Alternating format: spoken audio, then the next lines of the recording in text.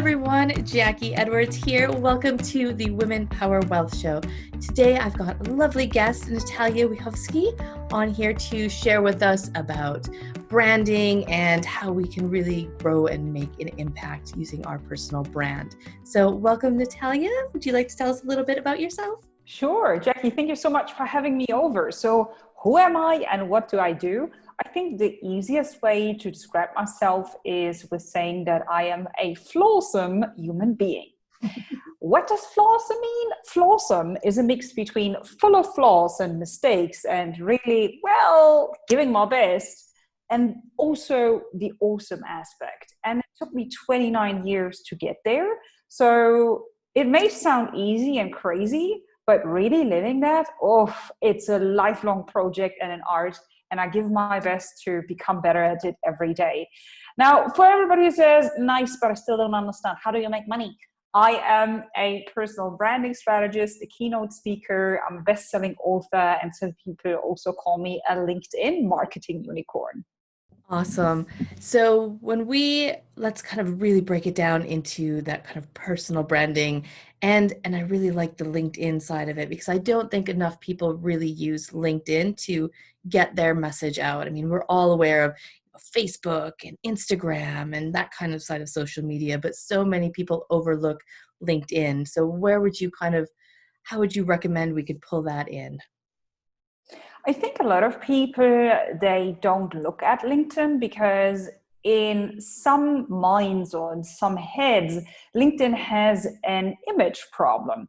There are some individuals who still believe that LinkedIn is just a platform for B2B, or that LinkedIn is just a platform where you go to when you're looking for a job or when you're looking for talent, or LinkedIn is super stiff and very professional, whatever that means. And it's not. It is so much more. LinkedIn is a place that you can use to build your personal brand, to build your brand, to create content, to connect with people, to learn about new things in your industry, to basically learn in general, because especially when you have a paid option, you have access to hundreds and thousands of online videos through LinkedIn Learning. I mean, there's so many ways how you can use LinkedIn, but you need to give it a fair chance. It's like with everything in life. And I find it quite interesting because people who use LinkedIn, they tend to be more in a business mindset compared to Instagram or Facebook. I mean, we use social media because of different reasons. We use it as an information tool, as an entertainment tool, and as a communication tool. And again, in my opinion, I believe that a lot of people use Facebook and Instagram to be entertained and to communicate to their friends, while they use LinkedIn to get informed. So especially when you want to use social media for your business, and I guess that's why we're here today, it makes sense to share your message and to help your audience using LinkedIn, because it's just so much easier and you can be more the person that you are. You don't need to be a little bit more bubbly or a little bit more whatever. You can be as you are as a business person. So that's the first reason. Second reason, on LinkedIn, you can build a network of up to 30,000 connections. I mean, on Facebook, you have 5,000 friends, whatever that means. And one and last reason is that when you are a content creator, then LinkedIn is still amazing because the organic reach is still relatively high compared to other platforms like, for example, Facebook or Instagram. I mean, Gary Vaynerchuk said maybe a year ago that it's like Facebook in 2012. And for everybody who's like, organic reach, what do you mean? It means that your content is seen by a relatively big amount of your connections, and you don't have to invest into ads. You don't need to pay to play as it is at the moment on Facebook. Oh, that's really excellent, because that's one of the big problems with Facebook is trying to figure out how to get it out to your audience and how to get them to see everything. So on LinkedIn, you're saying it just basically starts showing it to everybody without having to do the ads, without having to pay. And is it not to everybody, but still a bigger percentage of people compared to Facebook? I don't know. Facebook is like 0.2% or whatever people see your stuff. Yeah. And on LinkedIn, it's around 5%, which makes a huge difference. Yeah. And do you see more people using LinkedIn? So would our business contacts and kind of the customers be surfing around on there? Is it coming up in search engines? Is that type of thing? Yeah, absolutely. I mean, especially in the German speaking regions, people are waking up.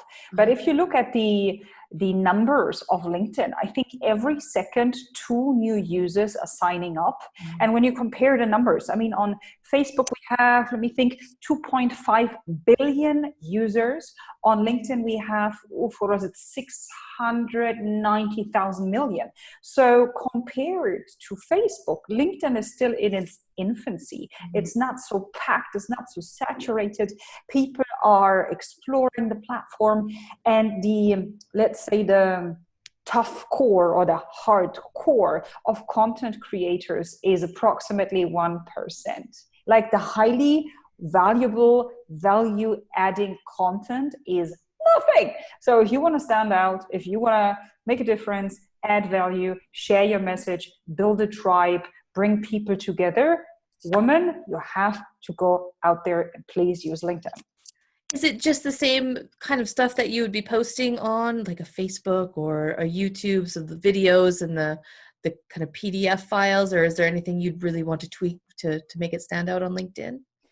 I mean, especially with the latest algorithm change on LinkedIn, the focus goes to dwell time, which means that it's not so much the likes and the comments that will get you a lot of visibility and, you know, will make sure that your post gets distributed to a wider audience, but it's the amount of time that people spend on your post, which means that your post or your content needs to be adding tons of value. You need to speak the language of your audience. You need to solve real world problems, or really make them laugh, or really make them think, or whatever your personal brand does, right? Because every brand has different goals. Or maybe it's a mix of it. Like, I'm a big fan of edutainment. So I teach people something, but I also allow my inner firecracker or clown to come out, because I think people learn more and better when you get, you know, their emotions stirred up, and when they laugh and when they feel a little bit less pressured. So, I mean, you need to figure out what works for you. Is it videos? Is it status updates? Is it a status update with a picture? Is it a status update with a video? Is it a LinkedIn Live if you have access to it? Is it a poll? Is it an occasion that you are celebrating? There's, for example, launched a project, giving somebody a kudos, and I think 3-4 other ones. There is LinkedIn stories, which just started, PDFs, as you said, articles is also an option. So, I mean, it's literally super diverse. So start with the kind of content that you're best at, or if you just hate creating content, start with the stuff that, you know, where the pain is the smallest. Yeah. And what would you recommend for kind of how to position yourself on LinkedIn for your personal brand? Is it similar to what you would set up somewhere else, or what are some key things to think about when you're writing that little bit of who I am on there? So when it comes to the bio, or however you want to call it, I think especially on LinkedIn, it's incredibly important. I mean, also on Instagram and Facebook and Twitter and YouTube, that because LinkedIn is the more professional platform, I think it's important that you explain to me, what do you do, for whom, and what is the end result. And if you can also sneak in what your unique value proposition is, wow, that makes a big difference. Because if I don't know if your content and what you do is relevant to me, I'm just going to lose interest and continue swiping or reading or whatever. So really make it clear who you are, what you do, for whom, what the end result is, what's your unique value proposition, or how long does it take to get these results. And also make sure you use a call to action, because, well, the way how we use social media is very often in a zombie state. So make it easier and tell me what you want from me. And if I resonate with you and with your language, then of course I'm going to say yes. So be professional, but also don't shy away from showing your, I don't know how I want to call it, your true colors, your true self, your authentic self. Like, don't put on a mask of, oh, I'm Mrs. Super Professional, I'm so serious. Being professional and being serious are two different pair of shoes, as we say in German. You can be super professional and incredibly bubbly and playful and cray cray.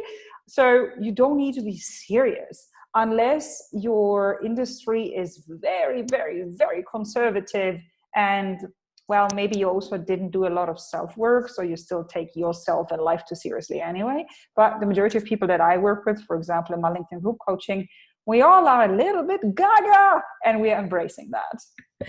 I totally agree with that. That's one of the things. I come from a corporate background. I was an accountant in, big four accounting firms.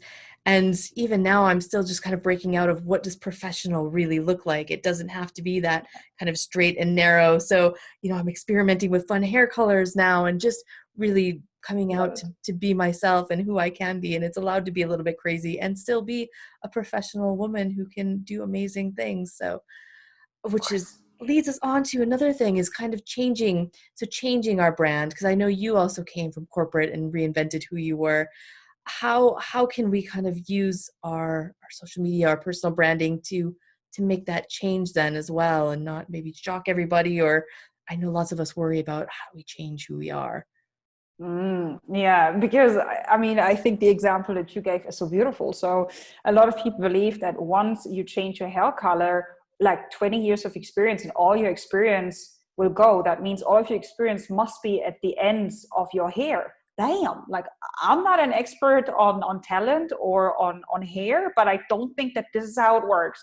Let me put it that way. So I believe that storytelling is an incredibly powerful tool, and a little bit of vulnerability will also help. And I know that vulnerability is an overused term. Like being vulnerable and being authentic, it's like people just scream it from the top of the mountain: be vulnerable, be authentic, and all of your problems will be solved. What does that actually mean? um in the end, I think a lot of people are so scared of the opinions of others. And we create this prison for ourselves, and we're all suffering. And the pain that we're going through, in I feel 99% of all cases, is self-inflicted. So I'm building a prison for myself, you're building a prison for yourself, your neighbor is building a prison for him or herself. So we're all in these little prisons, being negative, complaining the world is terrible, and nobody has the guts to change. So why aren't you the change that you wish to see in the world, as Gandhi said so beautifully, by, realizing that you've created that prison or that cage, but hey, there's the key in there and it's on the right side. So, you actually take the grab the key, turn it, and then, the cage door opens and you step out there and you're going to see a total different world. And that is already a phenomenal story, because it takes reflection and courage to do that. So why don't you start with sharing your story of, I thought everything was awesome, and I lived that way for a very long time, and I realized I'm a total idiot, because I was a people pleaser, or I was serving everybody but not myself, or everything was great on the outside but I felt miserable on the inside, or I was always there for my parents and my kids and my everybody, but guess who didn't get anything? When people can relate to the pain, and when you're open enough to share it, they will fall in love with you as a human being, and they will feel inspired to do the same. So take them on a journey of, hey, you know what? I'm quitting. There's a new me. I have an idea, but I'm not sure. But you know what? I'm sharing this with you because I want to help you, and maybe it inspires you to do the same. And then tell your lessons learned. And again, the right people will resonate with it, and the right people might even follow your path. And then based on that, you can move into any direction. That is absolutely beautiful, and I totally agree. It's so much about storytelling, and that's how we really, bring people into our community and really help them see our vision and see if our visions match together so that we can grow something bigger. So that was a beautiful explanation of how we can just kind of start to change who we are if we're feeling caught up in something that doesn't feel authentic anymore. Maybe it was amazing before, but now we're thinking, I might want to change something. I might want to move a little bit differently. Just share that story and build that vision. Beautiful. So when we're looking at women and, building our wealth and becoming really authentic with our wealth, what kind of tips and recommendations do you have there? So what I realized is that when it comes to the topic money, there's so much work to do if you really, really, really want to build a healthy relationship to money. So when I quit corporate, I went on a sabbatical for 9 months, locked myself away and questioned everything that I knew or that I thought I knew. I realized that the way how you think, the way how you speak has a huge impact on how you act. So if you want to make the most out of yourself in all aspects of life, as a friend, as a mother, as a lover, as a wife, as a coach, as a whatever, sister, you need to question all of these different aspects. Okay, so religion. This is what society wants me to think. This is what my peer group wants me to think.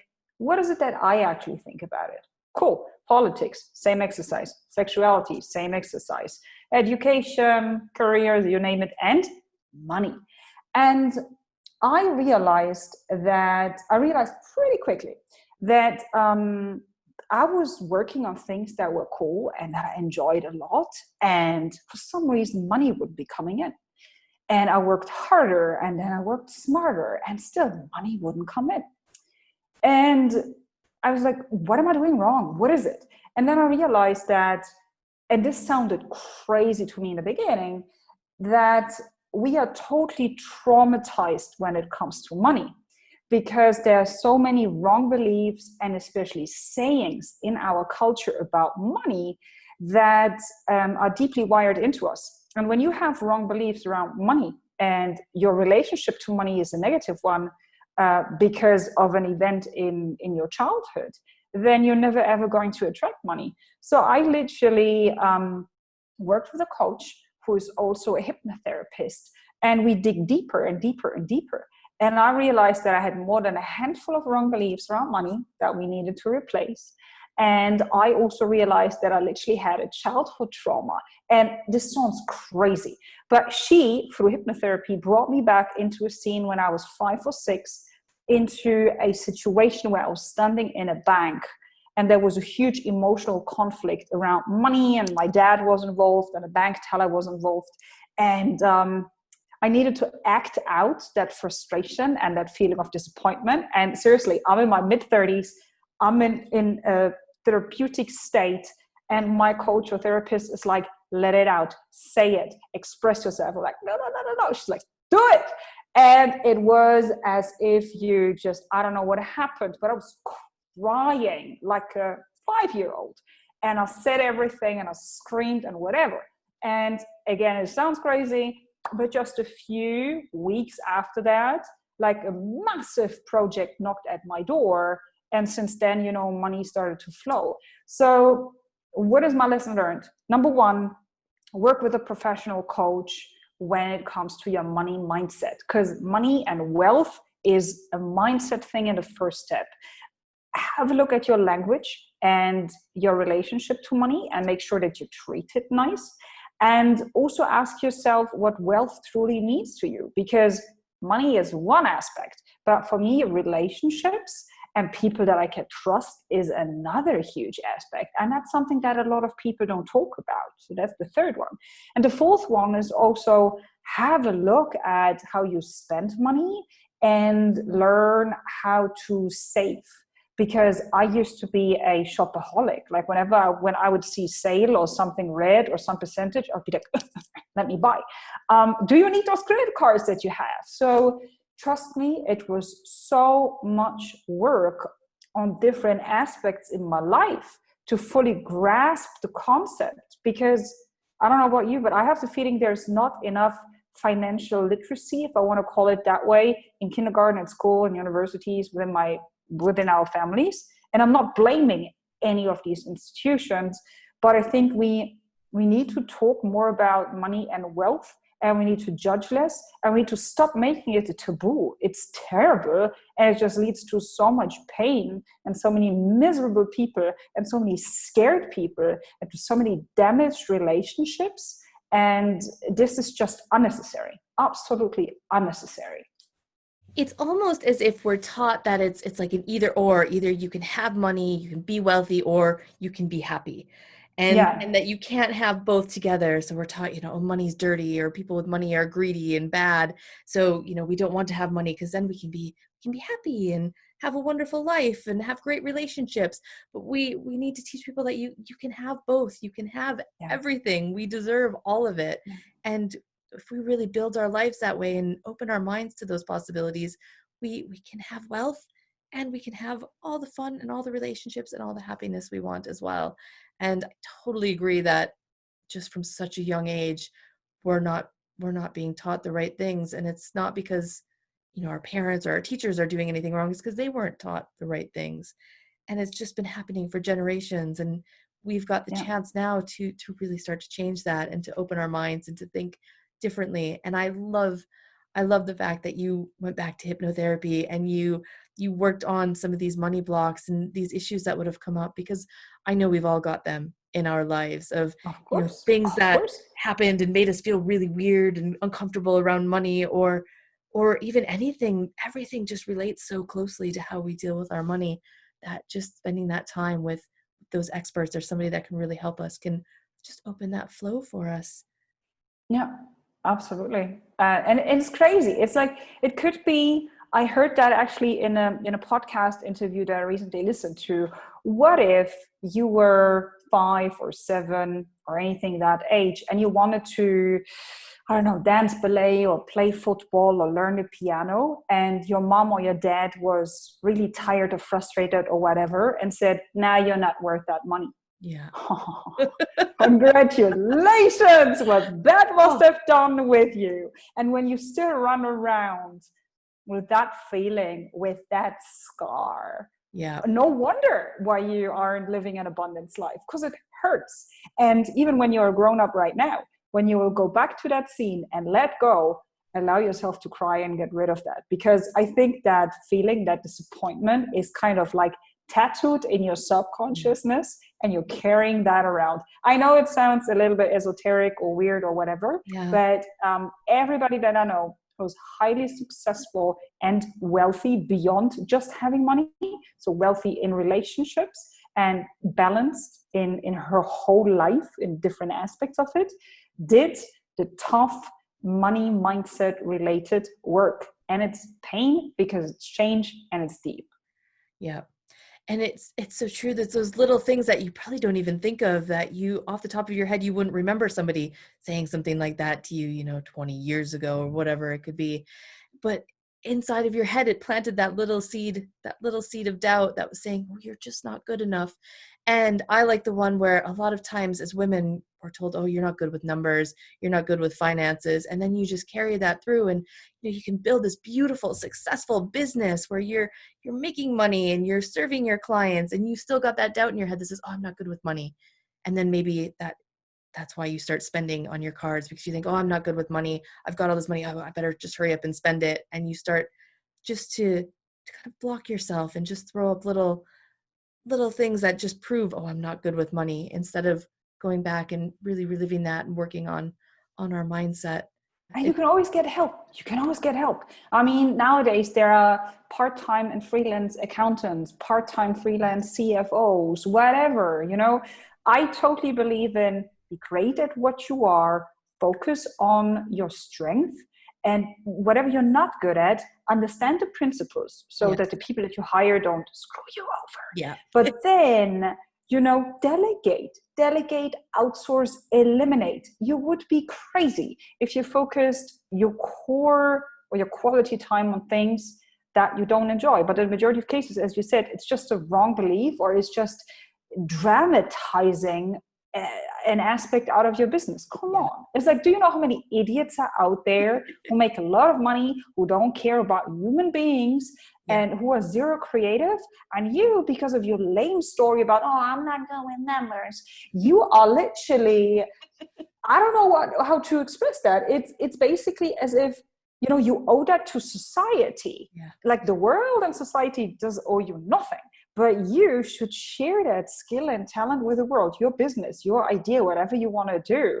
Just don't allow that crazy voice in your head to stop you. And yeah, work on it. And Yeah. if you can't do it on your own, ask for help, which is again not a weakness, it shows strength. Yeah. For me, I struggled with this because I was an accountant and I thought, oh, you know, as an accountant, I should be able to do all my own bookkeeping. And it took me quite a while to realize, wait, why am I still doing my bookkeeping instead of hiring somebody else? Yeah, of course I can do it and I know how, but I don't enjoy it. It's not very much fun. And it's not helping the people that I can help by doing my bookkeeping. For And sure. so even if you're good at something and it's not really in your flow or where you can most benefit people, really relook at how you're doing it and how you're managing it. And another really great point you pulled up is make sure you trust the person that you're working with and that you have that base level of knowledge. So, you know, you don't need to know everything about accounting and finances and investing and bookkeeping in order to just have that base level so that when you talk to your financial advisor or your accountant, you can understand what they're doing, what choices that you're making together so that they don't just run off with your money and screw you over. Because we see so many stories of that in celebrities, you know, they'll make all this money and then 2 years later they're bankrupt because their manager ran off with everything and mismanaged their funds. So we still have to have some accountability, but we don't have to do it all. There's so many people out there that love that stuff. That would be so Yeah. much better to kind of take the lead role in it, and you can just make sure that everything's going along with your kind of values and your ethics. But we have to really work on our mindset to understand that we're okay to have money. We're allowed to have money.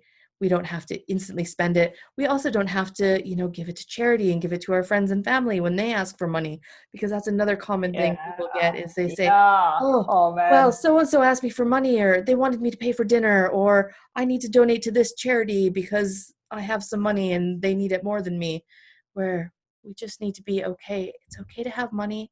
We don't have to give it away. We can make those choices. Absolutely. If you want to donate to charity, fine, do it, but only if you truly feel it. If you don't want to do it, you don't do it. If you want to invite friends for dinner, fine. But if you keep on inviting them over and over and over and over again, I'm not sure. Like I would explore that. Let me phrase it that way. Yeah. And especially the one with, oh, you have so much money, so you need to pay, you know, your friends and your family, and most probably also your aunt and your cousins. Yeah. That is a big one, especially when you come from specific cultures um, that are really focusing on that generation supports the next generation, or where the individual is not so important as the collective. And there are certain cultures that function that way. I mean, I live now for 12 years in the Middle East, and it's definitely a dynamic between the individual and families. But it makes me so angry when I see this incredibly successful and passionate and great woman who are literally working themselves into exhaustion. Once they have money, they want to reinvest that money into their business to help even more people. And then all of the friends and family members knock at the door like, oh, well, you have the money. Well, what about us? Yeah. That just, oh, I get so upset. I don't know how to channel that, but most Yeah. probably I'll create like a comedy character and just stare into people's faces and say exactly what I want to think because I'm outside my character, and just like get that out of my system. Yeah. And it's finding that balance, because it's okay for that person to ask for money. I mean, they can do whatever they want and have whatever thoughts and feelings and desires that they want to have. But you need to really work on yourself and being okay to say no, and be okay to, you know, have those conversations and do what you want with your money and just be strong with it and make whatever decision you want. So if you want to give them money, that's great. If you don't, that's great as well. But just Yeah. really being able to think it through of what makes the most sense for you and for your business and for your life. Because I think the universe throws those challenges at us sometimes just to make sure and just to kind of test us to say, you know, do you really have boundaries? Are you really good at saying no? I don't think you are. So let's give you some practice and see what happens. Yep. For sure. And you know what? When you come up with the wrong answer, and with wrong, I mean it doesn't serve your highest self, then wait a little bit. And the same scenario, very similar, will come around one more Yeah. time, but it will be a little bit more extreme.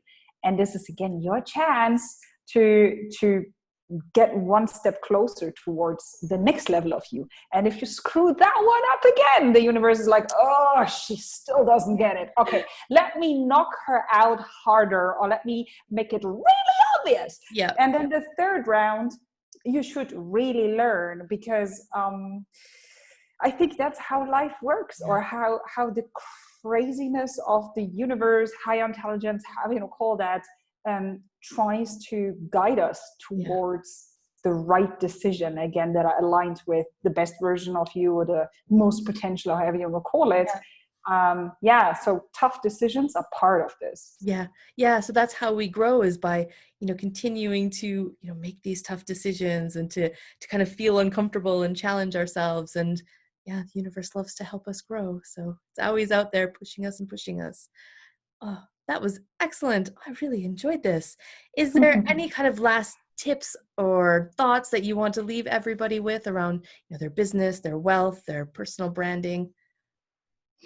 I think it's incredibly important that you really do your homework when it comes to what is important to me, who am I, what do I stand for, how do I truly want to live, how do I truly want to work, because way too often we see something fancy, or we see something impressive, we're like, oh, I want that as well. And it was just a spontaneous thing. And when you really sit down and reflect on it, it's like, nah, because that would mean I would have to do this, this, and that. So yes, look at other people and options for inspiration, but have a clear map based on what you want, and then have that Northern Star, and then base your actions and habits and everything towards reaching this goal. When you don't have an ultimate goal, when you're not sure about your values, about your boundaries, it will take so much longer to get there. So do that basic work. And for everybody who's scared of that, I think it's also worth mentioning that only because you've written it down, or because you made that decision, it doesn't mean that you tattooed it on your skin and that you can never ever change your mind. Changing your mind is something very powerful, especially when you realize that you were ignorant before that, or when you weren't honest to yourself. So I think a lot of people are scared of writing something down or making that decision, because they think they can never change, or they can never change their mind. That's not true. It's all about you. It's about your business, about what you want. And I fully believe that if you follow your path and you go all in on your strength and your talent and why you're here, the right people will find you, and you will serve the right people. And that's enough. Imagine everybody would focus on their gift and in serving their audience. Everybody helps with her job. Or their job. So focus on that. Like, you don't need to, as we said earlier, you don't need to donate money to a specific charity to be a good person.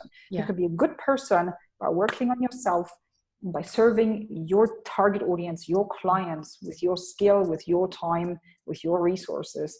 And that is enough. You don't need to become the next Mother Teresa. If you want to, fine. If you don't want to, fine as well. Like, lower your expectations. Be a little bit more realistic, whatever that means, and overcome your perfectionism. We are all worthy exactly how we are, no matter if we're, Mother Teresa, or, just the average Joe hanging out. We all have that innate worthiness. We don't have to prove it to anybody. We don't have to do anything to prove it. Exactly. And we can live our own lives exactly how we want to live them. We don't have to follow anybody else's path. We can chop and change whenever we want. So love that. Thank you very much. Where can people find you if they want to learn more about you? I'll make sure it's in the show notes as well, but where would they find you?